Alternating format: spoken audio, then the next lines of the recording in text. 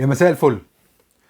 دلوقتي يا جماعه كابتن احمد شوبير بيبقى الموضوع يا جماعه محرج جدا، او بيبقى فيه حساسيه شويه لما بنتكلم على اعلامي كبير بحجم كابتن احمد شوبير اللي اخترع الاعلام الرياضي في مصر. شئنا او ابينا هو اللي اخترع الاعلام الرياضي في مصر من وقت ما بطل كوره.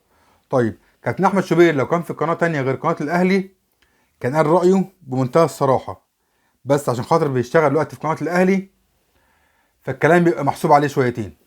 طيب اي اعلامي كده في اي قناه فئويه. طيب دلوقتي كابتن احمد شوبير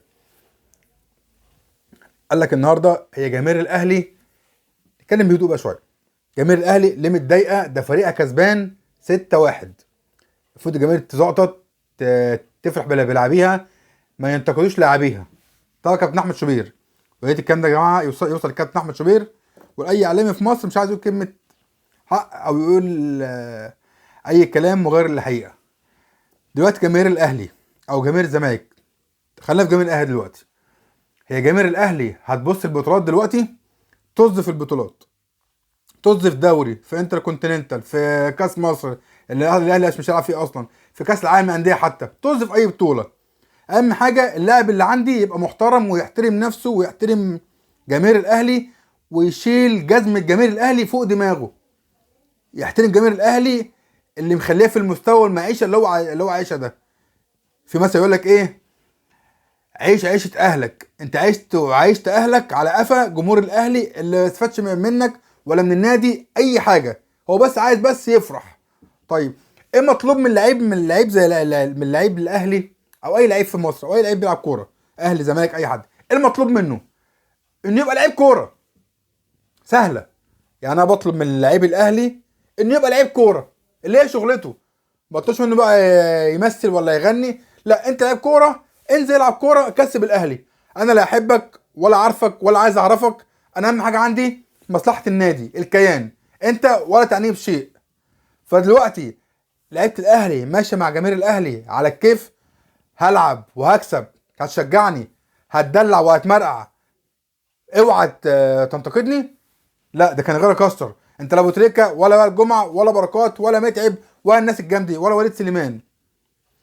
اللعيبه دي احنا عايزين يا جماعه جماهير الاهلي، عايزين لعيبه رجاله، امثال علي معلول اللي مش مصري اساسا، وامثال عمرو السوليه، وطبعا ابو تريكه وبركات والناس انت عارفينها دي.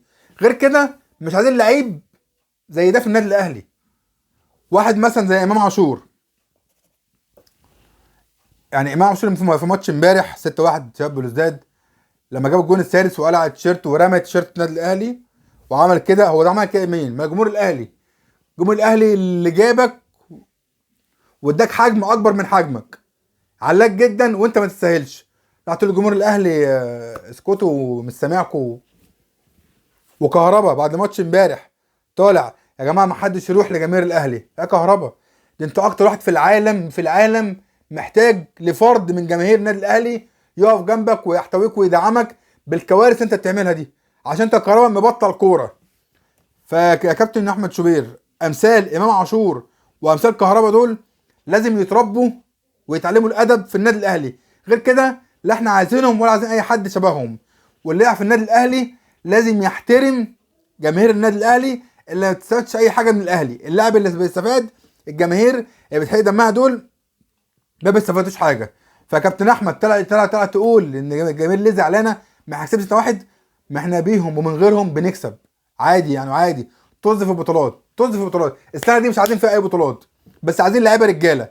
انزل بالناشئين، الله يرحمه كابتن صلاح سليم. بس اللعيب الراجل اللي يجي الاهلي شوفوا دماغنا. اللعيب بقى اللي انتوا عارفينه الناحيه التانيه هياخد بالجزمه. طيب ايه تاني؟ كابتن محمد رمضان والحاجات الاداريه اللي بتحصل دي. طب يا كابتن محمد رمضان الشيء تقيل عليك، اتفضل امشي. في يا جماعه مشكله جامده جدا في النادي الاهلي دلوقتي، مجلس الاداره ومدير الكوره في مشكله كبيره. طب خلاص مدير الكوره خليها مدير رياضي، منصب اعلى. طب مدير رياضي مسؤول عن السكاونتنج وعن الصفقات وعن كل حاجه في النادي، ده بابا الشغلانه. طب ده بيطبق في اوروبا صح جدا، عشان مدير رياضي يبقى تحتيه لجنه او فريق كل واحد ماسك ملف. انت هنا ماشيه ازاي؟ على الله ان شاء الله.